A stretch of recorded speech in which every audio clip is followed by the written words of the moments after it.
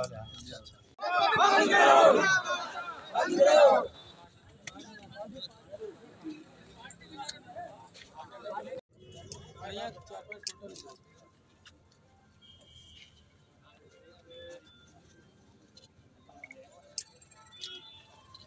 प्रशंसा की जाए कम है। कोविड काल में जब कई जगह डॉक्टर्स की कमी थी, डॉक्टर की संख्या में कमी थी, तब बहुत से लोग, ट्रेंड लोग जो हमारे इसमें हैं कर्मचारी, उन लोगों ने बहुत मदद की है उन लोगों की जो कोरोना पॉजिटिव थे। अपनी जान जोखिम में डाल के, अपने परिवार का भविष्य जोखिम में डाल के इन लोगों ने कोरोना पीड़ितों की मदद की है, सही समय पर उनको अस्पताल पहुंचाया है।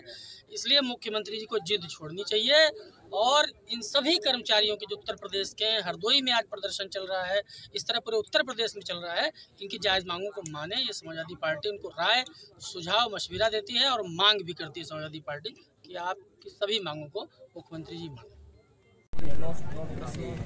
जी नमस्ते।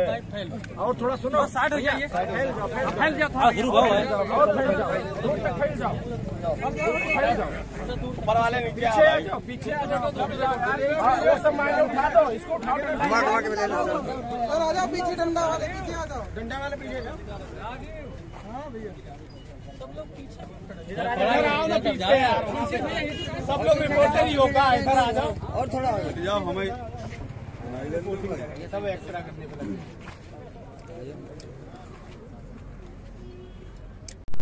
में जब कई जगह डॉक्टर्स की कमी थी, डॉक्टर की संख्या में कमी थी, तब बहुत से लोग, ट्रेंड लोग जो हमारे इसमें हैं कर्मचारी, उन लोगों ने बहुत मदद की है उन लोगों की जो कोरोना पॉजिटिव थे। अपनी जान जोखिम में डाल के, अपने परिवार का भविष्य जोखिम में डाल के इन लोगों ने कोरोना पीड़ितों की मदद की है, सही समय पर उनको अस्पताल पहुंचाया है।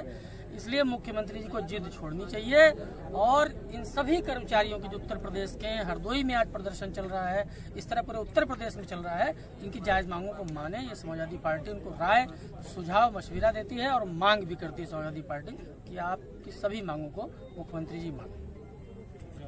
जो भी कर्मचारी हैं, चालक हैं, हेल्पर हैं, जो एम्बुलेंस में तैनात रहते हैं, इन लोगों की मांगों के समर्थन में आज समाजवादी पार्टी का मैं जिलाध्यक्ष जितेंद्र वर्मा जीतू पटेल आया हूं। इनकी मांगें जायज़ हैं और सरकार इसलिए होती है कि वो जनता की सुनवाई करे, और एम्बुलेंस कर्मचारी भी जनता में ही आते हैं, इनके भी वोट है, इन लोगों ने भी सरकार को चुना है और इनका अधिकार है कि चुनी हुई सरकार जब इनके सामने कोई समस्या खड़ी हो उसका निदान करे, उस समस्या का समाधान करे। लेकिन सरकार बिल्कुल तानाशाही पे उतारू है। सरकार, एम्बुलेंस कर्मचारी यहाँ पर भूखे प्यासे बैठे हैं। मैं देख रहा हूँ कुछ लोगों के हाथ में पेट्रोल की बोतलें भी। अब जब स्थिति जीने मरने पर आ जाए और सरकार उस वक्त भी न सुने तो फिर कितना निंदनीय है, कितना दुखद है। सरकार को इस पर विचार करना चाहिए। इनकी मांगे जायज़ है। ठेका प्रथा से इनको मुक्त किया जाना चाहिए। जो भी ठेकेदारी की प्रथा इसमें चल रही है उसमें ये लोग नहीं रहना चाहते। कोविड काल में जो लोग शहीद हुए हैं, हमारे एम्बुलेंस के चालक या कर्मचारी, जो भी लोग काम करते हैं, उनकी शहादत हुई तो उनके दुखी परिवार को, उनके पीड़ित परिवार को 50 लाख की राशि जो है दी जाएगा। सरकार 50 लाख की राशि बहुत ज़्यादा अगर सरकार को लग रही है, सरकार उस पर कमेटी बैठा दे और एक निर्णय ले। कम से कम इनके हित में एक निर्णय तो होना चाहिए कि कुछ राशि इनके परिवारों को मिलेगी तो उसको कुछ सहायता मिलेगी। वैसे 50 लाख की सरकार के लिए बहुत बड़ी धनराशि नहीं है, क्योंकि बहुत ज़्यादा संख्या में जो कर्मचारी एम्बुलेंस चालक मरे, 108, 102 एम्बुलेंस। समाजवादी पार्टी की सरकार में सेवा माननीय अखिलेश यादव जी ने उत्तर प्रदेश का मुख्यमंत्री रहते हुए जनता की सेवा के लिए दी थी, जिसके माध्यम से गरीब परिवार के लोग, और गरीब क्या अमीर क्या, जिसका भी एक्सीडेंट हो जाता था उसको यही एम्बुलेंस लेके अस्पताल जाती थी। महिलाओं के बच्चा होने के समय ये एम्बुलेंस यही हमारे कर्मचारी लेके अस्पताल लेकर जाते थे। रात दिन दोपहर हर वक्त इनको किसी भी समय याद किया जाता है 108, 102 पर, तो ये लोग लेके जाते थे। जब इतना मेहनत का काम ये लोग कर रहे हैं, अपना उसी से परिवार भी पाल रहे हैं, तो उसमें अगर कोरोना काल में कुछ लोगों की शहादत हुई है तो उनको भी मुआवजा दिया जाना चाहिए और इनकी सारी मांगें जायज़ हैं। समाजवादी पार्टी इनकी सारी मांगों का समर्थन करती है। जिला उपाध्यक्ष जी हमारे आए हैं, जयपाल सिंह जी, और हमारे शहीद भाई अल्पसंख्यक सभा के भी अध्यक्ष आए हैं। हम लोग इसीलिए आए इनकी पीड़ा को समझने के लिए। अभी तक तो अखबारों में पढ़ते रहे, आपके न्यूज़ चैनलों पर देखते रहे कि क्या इनकी पीड़ा है, लेकिन इनकी पीड़ा वाकई में बड़ी है और इनके परिवार और रोजी रोटी से जुड़ी हुई है। मुख्यमंत्री जी को तानाशाही रवैया अपना छोड़ना चाहिए, अपनी जिद छोड़नी चाहिए। जब कोई आता है लोकतांत्रिक तरीके से अपनी बात रखता है, अपनी मांग रखता है, मुख्यमंत्री जी फोर्स लगा देते हैं, इतनी संख्या में पुलिस बल लगा देते हैं, फिर उसके बाद माध्यम से धमकी भी दिया जाता है। हालांकि इन लोगों ने इमरजेंसी सेवाएं चालू की हुई हैं, बहुत ज़्यादा कोई इमरजेंसी पड़ती है उसके लिए इन्होंने ब्लॉक स्तर पर अपनी एम्बुलेंसेज प्रोवाइड करा के रखी है।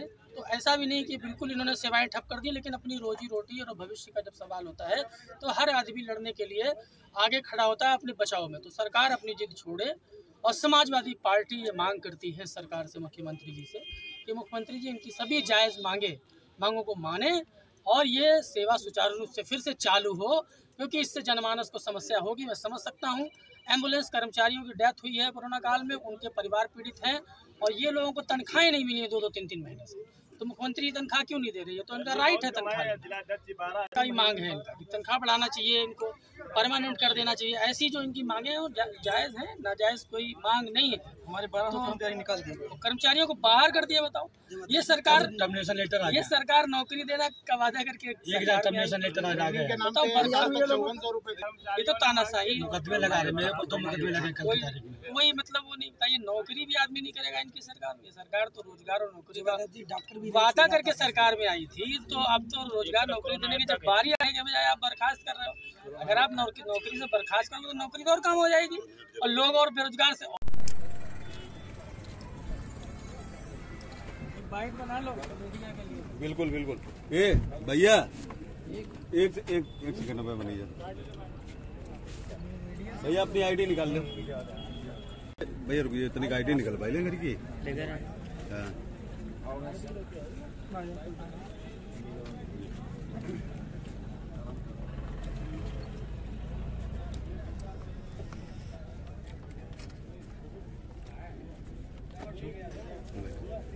अरे आईडी ना लगाओ, बना लो, ऐसे बना लो।